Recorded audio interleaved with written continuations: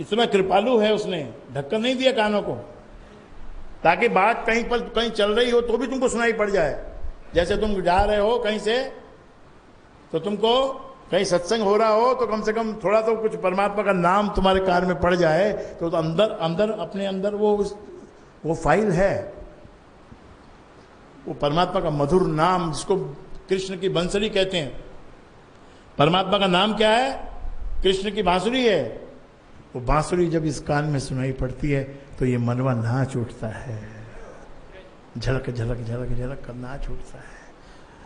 हम लोग जब यहां बैठे हैं वो वैसे ही टाइप के लोग हैं, जो अपने काम पे जा रहे थे, जो निकले थे घर से काम करने के लिए, लेकिन वो कृष्ण की वैसी बंसी सुनाई पड़ गई, दीवाने होकर यहां के बैठ गए, काम का सब छूट गया। छूट गया मतलब वही कि मेरी मटकी फूट गई और मैं पनिया भरन से छूट गई। और भाई और भी मटकी फूटने का एक और भी रीजन हो सकता है कि भाई जब घर में नल लग गया तब तो मटकी फोड़ ही दो, यानी जब तुमको राम नाम मिल ही गया फिर अब क्या चिंता है। तो आज तो एक दो लाइन तो गानी पड़ेगी भाई, दो लाइन तो गानी पड़ेगी। उनको जग में डर काहे का, अरे उनको जग में डर काहे का, जिन्हें भरोसा राम का। उनको जग में डर काहे का, जिन्हें भरोसा राम का। पत्थर भी डर जाएंगे, वो पत्थर भी डर जाएंगे, जिन्हें भरोसा राम को। जग में डर काहे का। तो भाइयों ऐसा एक स्थिति आती है जीवन में, सबके जीवन में स्थिति आती है, ऐसा नहीं गरीब के जीवन में आती है। अमीर हो, बड़ा हो, पढ़ा लिखा हो, नॉन पढ़ा लिखा हो, कमजोर हो, बलवान हो, सबके जीवन में ऐसी परिस्थिति आती है कि वो कुछ नहीं कर सकता है और उसका भारी भारी हो जाता है, वो पत्थर के समान भारी हो जाता है। अब उसको कोई उसका संसार के जो उसके जो रिश्तेदार नातेदार जो है उसको संभाल नहीं सकते हैं, नहीं संभाल सकते।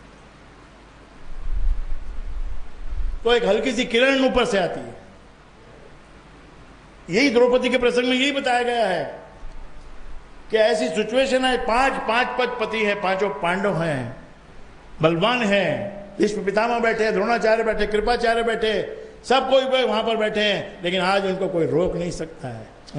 उन राक्षसों को आज नहीं कोई रोक सकता है, लेकिन परमात्मा हर स्थान पे मौजूद है, एक छोटी किरण के रूप में, एक छोटे बिंदु के रूप में छुपा हुआ रहता है, और उसी का गुणगान हम यहां करते हैं। तो हमारे लिए तो लाइव रहता है, वो जो गुणगान करने वाले के लिए लाइव रहता है और बाकी के लिए डोरमेंट रहता है।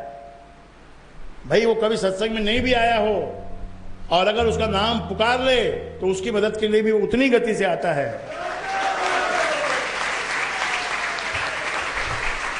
तो द्रौपदी का भी ऐसे बचाने के लिए आ गया। ऐसे ही अपने जीवन में ऐसा समय आता है कि हमारे को कोई कुछ मदद नहीं कर सकता है। एक छोटा सा वाक्य आपको सुना देता हूं। एक आदमी कर्जे में डूब गया।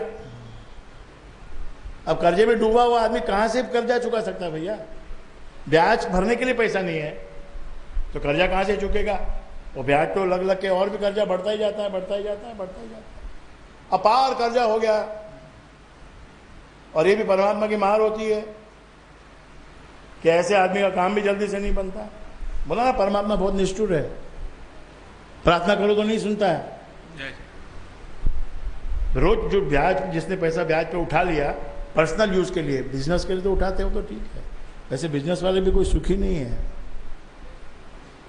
बस उनका एक ही नियम है कि 1000 करोड़, फिर अगला स्टेप 5000 करोड़, अगला स्टेप 10,000 करोड़। मुंबई में तो ये रेस लगी हुई है, और खासकर उधर बांद्रा के उस तरफ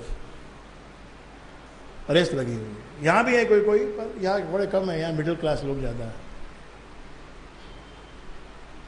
अपार कर्जे में डूब गए। अब क्या करे बेचारा कर्जे वाला आदमी, और क्या कर सकता है। और जो महाजन था उसने कहा कि मेरे को अभी इस महीने में पैसा चाहिए मेरा, नहीं तो तेरी कुर्की निकाल के और तेरे को जेल में डलवा दूंगा।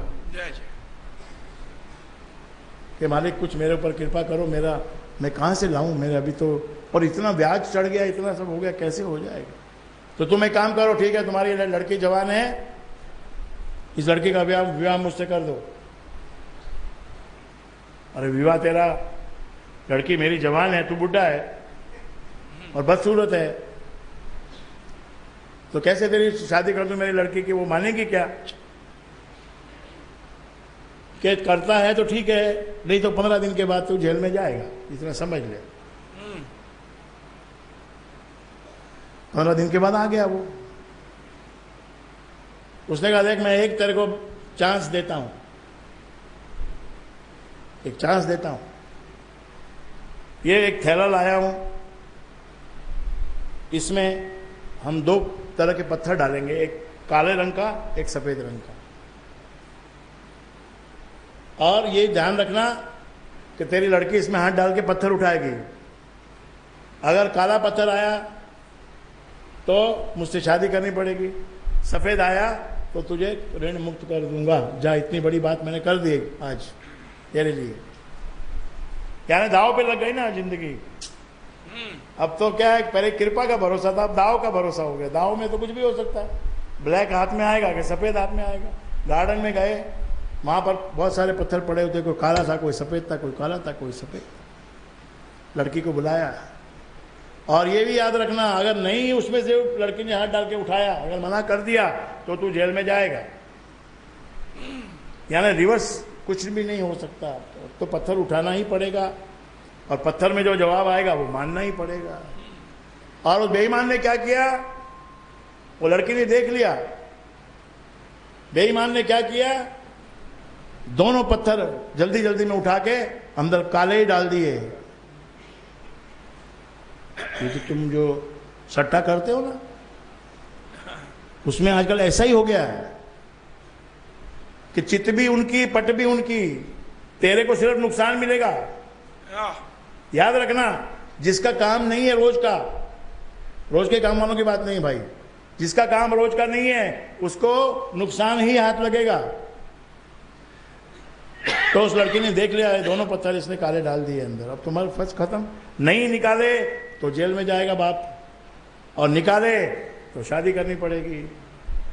आ गया ना ऐसा समय, वही चेड़ा पानी उत्ते पत्थर उतारदा एनु क्यों न तारू बंदिया। पत्थर जैसा समय आ गया, इसका सॉल्यूशन कुछ है ही नहीं।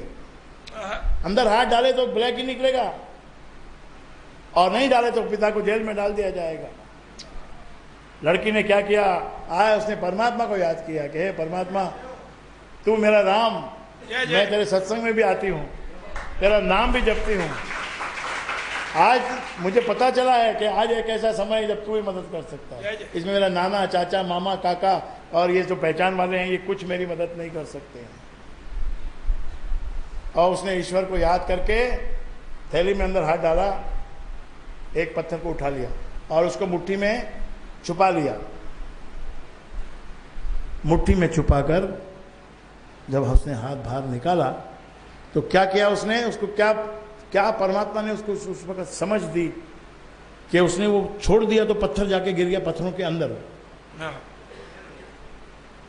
अब सबने बोला भाई ये तो कौन सा पत्थर था, ब्लैक था कि व्हाइट था कि क्या था, भैया पता नहीं चला है। अब कैसे पता चले कौन सा पत्थर था, तो उसने बोला लड़की ने कि पता चल जाएगा आपको कि जो पत्थर अंदर है उससे अपोजिट पत्थर मैंने निकाला।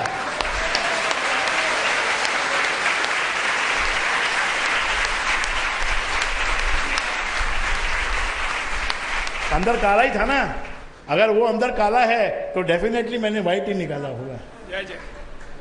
परमात्मा इतना फाइन, बारीक, सूक्ष्म रूप से आके तुम्हारे को काम करता है, सूक्ष्म रूप से आके।